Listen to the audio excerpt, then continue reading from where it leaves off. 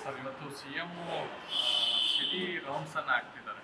ಒಂದು ಕಡೆ ಏನು ಬೆಂಗಳೂರಿನ ಫುಟ್ಪಾತ್ಗಳ ತೆರವು ಒಂದು ಕಡೆ, ಮತ್ತೊಂದು ಕಡೆ ಏನು ಡೆವಲಪ್ಮೆಂಟ್ ಆಗ್ತಾ ಇರೋದ್ರ ಬಗ್ಗೆ ಕೂಡ ಚರ್ಚೆ ಹೋಗ್ತಾ ಇದ್ದಾರೆ. ಯಾವ ರೀತಿ ಡೆವಲಪ್ಮೆಂಟು ಚರ್ಚೆ ವಿಷಯ ಅಲ್ಲ, ಅದು ಕೆಲಸ ಮಾಡಿ ತೋರಿಸ್ತಕ್ಕಂಥದ್ದು. 3 ವರ್ಷ ಏನು ನಿದ್ದೆ ಮಾಡ್ತಿದ್ರ? ಬೆಂಗಳೂರಿನ ಉಸ್ತುವಾರಿ ಸಚಿವರು ಯಾರಿದ್ರು? ಸಿದ್ದರಾಮಯ್ಯರವರಿದ್ರ? ಇಲ್ಲ ರಾಹುಲ್ ಗಾಂಧಿ ಅವರಿದ್ರ? ಮುಖ್ಯಮಂತ್ರಿಗಳೇ ಇದ್ದಿದ್ದಲ್ವಾ? ಹಾಗಿದ್ರೆ ಆವತ್ತು ನಿಮಗೆ ಬೆಂಗಳೂರು ಕಾಣ್ತಾ ಇರಲಿಲ್ವಾ? ನಾಟಕ ಮಾಡೋದು ನಾಟಕ ಕಂಪನಿನ ಸ್ವಲ್ಪ ಬದಿಗಿಟ್ಟುಬಿಡಿ. ಇದು ನಾಟಕ ಕಂಪನಿ ಕೆಲಸ ನಡೆಯೋದಿಲ್ಲ ಬೆಂಗಳೂರಿಗೆ. ಇಲ್ಲಿ ಮಾಡಬೇಕಾಗಿದ್ದು ಅಭಿವೃದ್ಧಿ. ಮಳೆ ಈ ಸಾರಿ ತಮ್ಮ ಕಾಲ್ಗುಣ ಏನೋ ಗೊತ್ತಿಲ್ಲ, ಮಳೆ ಬಹಳ ದುಬಾರಿ ಆಗುವಂಥ ಪರಿಸ್ಥಿತಿ ಇದೆ. ಮಳೆಗಾಲದಲ್ಲೂ ಮಳೆ ಬರ್ತಾ ಇಲ್ಲ.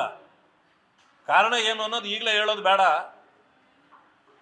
ಒಂದು ಸಮಯ ಮಳೆ ಬಂದರೆ ನಮಗೆ ಬೋಟ್ಗಳು ಕೊಡಿಸಿ ಅಂತ ಯಾರೂ ಕೇಳೋದು ಬೇಡ ತಮ್ಮನ್ನ, ಯಾಕಂದ್ರೆ ಕಾಸ್ಟ್ಲಿ ಅಫೇರ್ ಆಗುತ್ತೆ ಅದು. ಈಗಲೇ ಎಲ್ಲೆಲ್ಲಿ ಬಾಟಲ್ ನೆಕ್ಸ್ ಇದೆ, ಎಲ್ಲೆಲ್ಲಿ ಡೆಬ್ರಿಸ್ ಇದೆ, ಎಲ್ಲಿ ಕಸ ಬಿದ್ದಿದೆ, ಚರಂಡಿ ಅಥವಾ ಚರಂಡಿಗಳಲ್ಲಿ ಎಲ್ಲಿ ಕಸ ಬಿದ್ದಿದೆ ಅದನ್ನು ತೆರವುಗೊಳಿಸಿ ಸರಾಗವಾಗಿ ನೀರುಗಳನ್ನು ಹೋಗುವಂಥದ್ದು ವ್ಯವಸ್ಥೆ ಮಾಡಿಸಿ. ಈಗಾಗಲೇ ನಾನು ನೋಡಿದ್ದೇನೆ, ಬಹಳ ಕಡೆ ರಸ್ತೆ ಗುಂಡಿಗಳು ಬಿದ್ದುಬಿಟ್ಟಿದೆ. 3,000 4,000ಕ್ಕೆ ಗುಂಡಿ ಮುಚ್ತಾ ಇದ್ದದ್ದು ಪಾಪ 1 ಲಕ್ಷ ರೂಪಾಯಿ ಖರ್ಚು ಮಾಡಿ ಗುಂಡಿ ಮುಚ್ಚೋ ಪರಿಸ್ಥಿತಿ ಬಂದಿತ್ತು ಕಳೆದ ಬಾರಿ. ಇದನ್ನ ಅತಿ ಹೆಚ್ಚು ಭ್ರಷ್ಟಾಚಾರ ಅನ್ನೋ ಮಾತುಗಳನ್ನ ಜನ ಮಾತಾಡ್ತಿದ್ರು. ಅದು ಎನ್ಕ್ವೈರಿ ಆಗಬೇಕಾಗಿತ್ತು, ಇದುವರೆಗೂ ಮಾಡಿಸಿಲ್ಲ. ಆ ಕಾಲದಲ್ಲಿ ಮಾನ್ಯ ಮುಖ್ಯಮಂತ್ರಿಗಳಾಗಿ ಸಿದ್ದರಾಮಯ್ಯನವರಿದ್ರು, ಈಗ ತಾವು ಬಂದಿದ್ದೀರಿ. ಅದನ್ನು ಎನ್ಕ್ವೈರಿ ಮಾಡಿಸಿ ಯಾಕೆ ಆಯಿತು ಅನ್ನೋದನ್ನ ಜನರಿಗೆ ತಿಳಿಸಿ. 1 ಲಕ್ಷ ರೂಪಾಯಿ ಒಂದು ಗುಂಡಿ ಮುಚ್ಚಲಿಕ್ಕೆ. ಏನು ಹಳ್ಳಿ ಕಡೆ ಆಗಿದ್ದಿದ್ರೆ ಬಾವಿ ತೆಗೆದು ನೀರೇ ಕೊಟ್ಬಿಡೋರು ಹೊಲಕ್ಕೆ. 1 ಲಕ್ಷ ರೂಪಾಯಿ ಇದ್ರೆ ಒಂದು ಬಾವಿ ತೆಗೆದು ನೀರು ಕೊಟ್ಬಿಡೋರು. ಆದರೆ ಅಂತಂಥ ಗುಂಡಿಗಳು ನಿಮ್ಮ ಕಾಲದಲ್ಲಿ ಬಿದ್ದಿತ್ತು, 1 ಲಕ್ಷ ರೂಪಾಯಿದು ಗುಂಡಿ ಅಂತಂದ್ರೆ ಇದಂಥ ಗುಂಡಿ ಸರ್ಕಾರವೋ ನಮಗೂ ಅರ್ಥ ಆಗಲ್ಲ. ಈಗ ಮತ್ತೆ ಗುಂಡಿಗಳು ಬೇಕಾದಷ್ಟು ಬಿದ್ದಿದೆ. ಆ ಗುಂಡಿ ಮುಚ್ಚೋ ಕೆಲಸ ಮಾಡಿಸಿರಿ. ಟ್ರಾಫಿಕ್ ಸಮಸ್ಯೆ ಬಹಳ ಆಗಿದೆ ಬೆಂಗಳೂರಿನಲ್ಲಿ. ಇವೆಲ್ಲದರ ಬಗ್ಗೆ ಗಮನ ಕೊಡ್ರಿ. ಆದರೆ ಕಾಂಗ್ರೆಸ್ ಸರ್ಕಾರ ನಾನು ನೋಡ್ತಾ ಇದ್ದೀನಿ, ಅದು ಬೆಂಗಳೂರು ಸರ್ಕಾರ ಆಗಿ ಕಾಣ್ತಾ ಇದೆ. ಬರೀ ಬೆಂಗಳೂರಿಗೆ ಸೀಮಿತ ಆಗಬಾರ್ದು ಸರ್ಕಾರ, ಇಡೀ ರಾಜ್ಯ ನಮ್ಮ ಜವಾಬ್ದಾರಿ ಅಂತಕ್ಕಂಥದ್ದನ್ನ ಗಮನದಲ್ಲಿಟ್ಕೊಂಡು ಕೆಲಸ ಮಾಡಲಿ ಅಂಥೇಳಿ ನಾನು ಆಗ್ರಹ ಪಡಿಸ್ತೇನೆ. ರಾಜ್ಯದ ಸರ್ಕಾರದಲ್ಲಿ 70,000ಕ್ಕೂ ಅಧಿಕ ಕಡತಗಳು ವಿಲೇವಾರಿ ಆಗಲೇ ಬಾಕಿ ಇದೆ. ಇವತ್ತು CM 2 ಗಂಟೆಗಳ ಕಾಲ, ಸಂಜೆ 5ರಿಂದ 7 ಗಂಟೆಗಳ ಕಾಲ ಕಡತ ವಿಲೇವಾರಿಗೆ ಅಂತಂದು ಟೈಮ್ ಕೊಟ್ಟಿದ್ದಾರೆ. ಯಾವ ರೀತಿ ಪಾಪ ಸಂದರ್ಭದಲ್ಲಿ ಸಚಿವರುಗಳು ಕೂಡ ಇಲ್ಲ.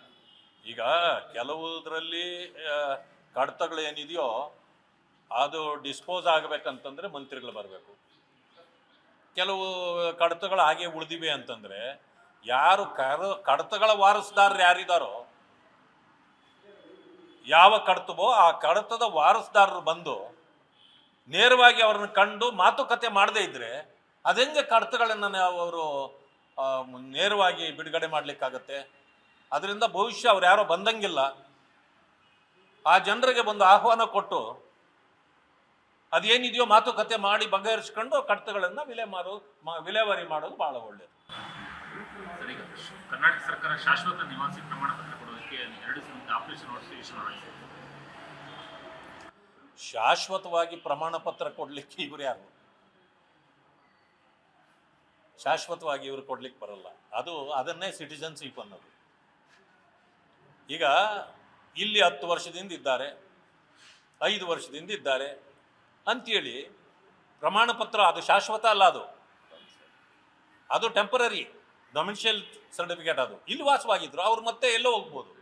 ಆದರೆ ಶಾಶ್ವತ ಅಂತಂದ್ರೆ ದಟ್ ಈಸ್ ಕಾಲ್ಡ್ ಸಿಟಿಸನ್ಶಿಪ್, ಪೌರತ್ವ. ಅದು ಇವ್ರಿಗೆ ಬರೋದಿಲ್ಲ. ಆ ರೀತಿ ತಪ್ಪು ಮಾಡಿ ನಿಮ್ಮ ರಾಜ್ಯ ಸರ್ಕಾರವನ್ನ ನಾವು ಕೇಂದ್ರ ಸರ್ಕಾರ ಅಂದ್ಕೊಂಡು ತಿಳ್ಕೊಳ್ಳೋದು ಬೇಡ.